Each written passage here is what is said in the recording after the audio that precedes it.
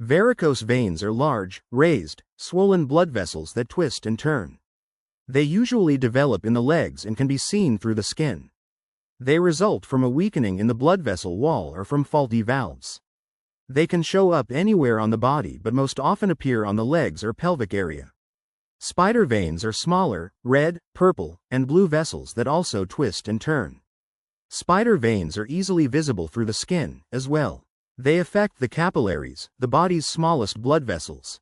Spider veins, which are red or blue, look like a spider's web or tree branch. They are typically visible on the legs and face. Spider angioma or spider nervus is a common development of small blood vessels. Its name comes from its appearance, which generally has a central red blood vessel with small capillaries radiating from it so that it resembles a spider. The vascular cluster is benign and poses no harm. What causes varicose veins and spider veins? A number of things can put you at risk for varicose veins and spider veins. These include heredity, occupations that involve a lot of standing, such as nurses, hairstylists, teachers, and factory workers. Obesity, hormonal influences of pregnancy, puberty, and menopause. The use of birth control pills. Postmenopausal hormone replacement. A history of blood clots. Conditions that cause increased pressure in the abdomen, such as tumors, constipation, and externally worn garments like girdles. Other reported causes include trauma or injury to the skin, previous vein surgery, and exposure to ultraviolet rays. Spider veins twist and turn and look like a spider's web or tree branch. They are usually red, purple, or blue and easily visible through the skin. They are most often found on the legs and face. Other risk factors for varicose veins and spider veins. Varicose veins and spider veins develop more often in women than in men. They increase in frequency with age. An estimated 30% to 60% of adults have varicose veins or spider veins. Symptoms of varicose veins and spider veins. Many people with varicose veins complain of pain, described as an aching or cramping in the legs. Other common symptoms include tiredness, restlessness, burning, throbbing, tingling, or heaviness in the legs. Pain from these veins is usually relieved by elevating the legs or by wearing support hose, also called compression stockings. In women, symptoms may be worse during certain parts of the menstrual cycle or during pregnancy. Less common is swelling, ulcers, and a darkening of the skin, especially in the ankle region. Occasionally, varicose veins can form a painful blood clot with inflammation of the vein, a condition called thrombophlebitis. Telangiectasias are clusters of small, widened blood vessels which develop near the surface of the skin of mucous membranes. They are commonly known as spider veins. What are the treatment options for varicose veins and spider veins? There are 7 major treatments for varicose veins and spider veins. 1. Support stockings. The most conservative approach is simply to wear properly fitting support hose, especially when the veins cause pain or discomfort. They create gentle pressure in the leg. That keeps blood from pooling in veins and also helps with leg swelling. These stockings can generally be purchased at any surgical supply store and at some pharmacies. They come in below the knee, above the knee, and pantyhose styles. 2. Lifestyle changes. Good skin hygiene, weight loss, and walking can help treat varicose veins and spider veins. You can also try not standing or sitting for long periods without taking a break. Not wearing high heels for long periods. Shoes with lower heels can help tone calf muscles and improve blood flow through the veins. Elevating your legs while sitting, resting, or sleeping, ideally, to a level above your heart. Not crossing your legs at your knees or ankles. Physical activities that move your legs, which will improve muscle tone. 3. Sclerotherapy. This procedure can eliminate the pain and discomfort of varicose veins and prevent complications, such as ulcers or vein bleeding. It may also be used simply to improve appearance. Sclerotherapy uses a highly concentrated saline solution or a specially made detergent that is injected directly into the vein. The chemical irritates and scars the inside of the vein, making it collapse and causing the vein to disappear gradually over 3 to 6 weeks. It could take 6 months for larger veins to disappear. During sclerotherapy treatments, You may feel small needle pricks as your doctor injects the veins.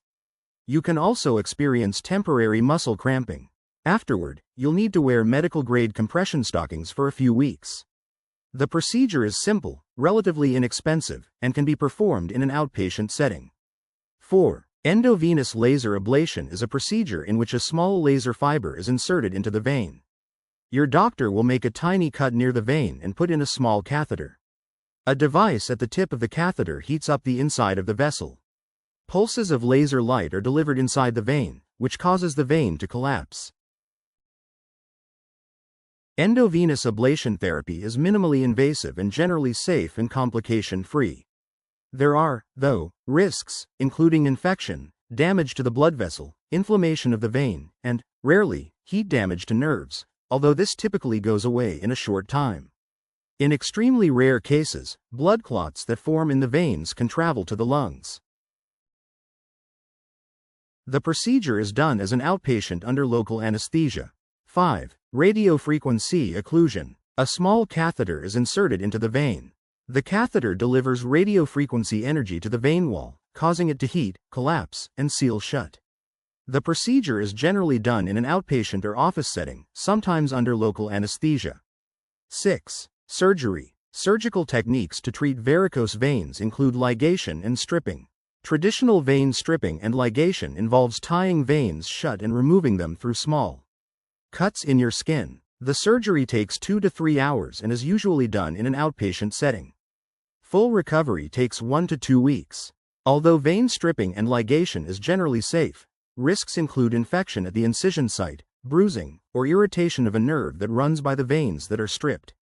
In endoscopic vein surgery, your doctor will make a small cut in your skin near the vein and use a tiny camera at the end of a thin tube to move through the vein.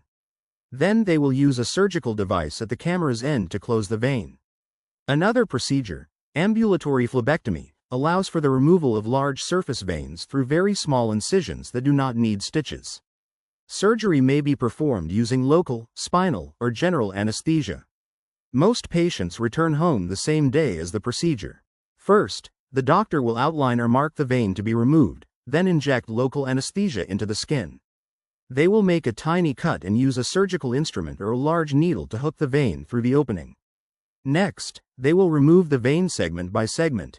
Afterward, you'll need to wear compression stockings for at least 1 week. An enhanced version called transilluminated power phlebectomy involves fewer cuts and less pain, bleeding, and scarring. Your doctor will insert a fiber optic light under your skin while at the same time injecting a saline and local anesthetic mixture. This makes a silhouette of the veins to guide placement of an instrument that cuts the vein into small pieces and suctions them out. Surgery is generally used to treat large varicose veins, ones that become severe enough to cause skin ulcers or sores. 7. Lasers and intense pulsed light. Surface laser or intense pulsed light treatments, such as vasculite and photoderm, are other options. These devices use heat energy to selectively damage or destroy abnormal veins. An advantage of these treatments is that no needles or sclerosing solutions are required. However, there may be some minor discomfort. Side effects do occur, including discoloration or staining and blister formation. For varicose veins to be treated successfully, several sessions may be required, usually at 6-week intervals. Laser therapy is most effective for small varicose veins and spider veins, but lasers are also used in endovenous ablation therapy to treat larger varicose veins. Doctors may also use laser therapy as an additional treatment after sclerotherapy, endovenous therapy, or surgery for larger varicose veins. Intense pulsed light therapy uses high-intensity pulsed light to shrink certain sizes of varicose veins and small spider veins.